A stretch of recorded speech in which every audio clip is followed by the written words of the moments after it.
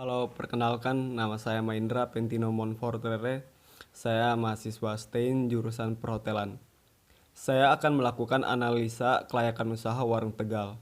Dan di dalam analisa yang saya gunakan terdapat 5 unit, di mana tiap unit ada kriteria dan komponen inilah yang nantinya akan diberikan penilaian yang sesuai dengan hasil survei yang telah dilakukan sebagai tolak ukur analisa ini.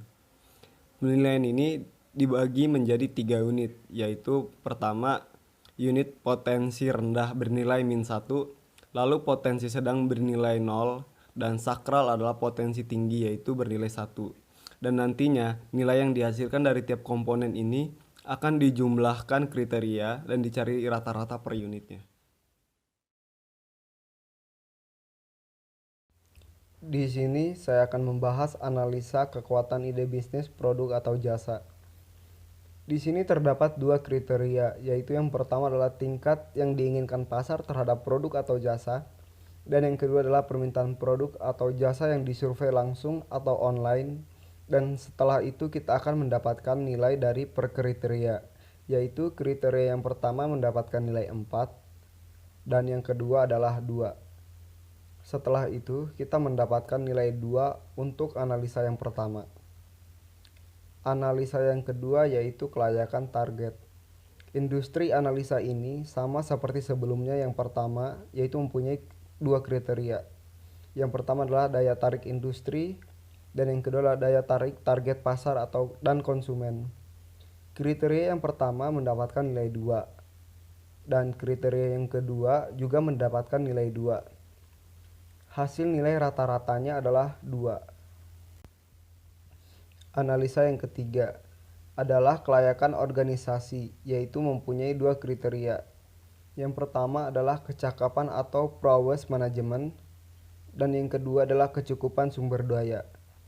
Kriteria yang pertama mendapatkan nilai 4, dan yang kedua mendapatkan nilai 0, dan total hasil rata-ratanya adalah 2. Selanjutnya, analisa yang keempat adalah kelayakan finansial. Analisa ini sangat berbeda dari yang lainnya, yaitu mempunyai 3 kriteria. Yang pertama adalah total modal awal yang dibutuhkan, dan yang kedua kinerja keuangan bisnis sejenis, dan yang ketiga daya tarik finansial keseluruhan. Kriteria yang pertama mendapatkan nilai 1, yang kedua mendapatkan nilai 2, dan yang ketiga mendapatkan nilai 2. Total hasil rata-rata per kriteria adalah 1,6. Analisa yang kelima yaitu potensi keseluruhan. Analisa ini sangat berbeda dari analisa yang sebelumnya, karena analisa ini adalah pengelompokan dari bagian pertama sampai bagian keempat. Potensi keseluruhan dari bisnis berdasarkan setiap bagian nilai. -1 sampai 0 sama dengan tidak layak.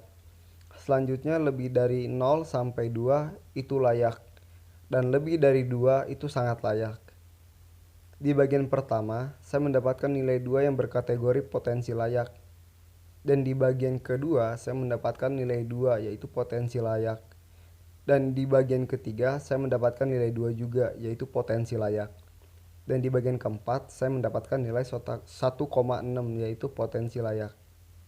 Dan penilaian keseluruhan yaitu nilai yang diambil dari rata-rata per unit, dan saya mendapatkan nilai 1,9, itu berkategori potensi layak.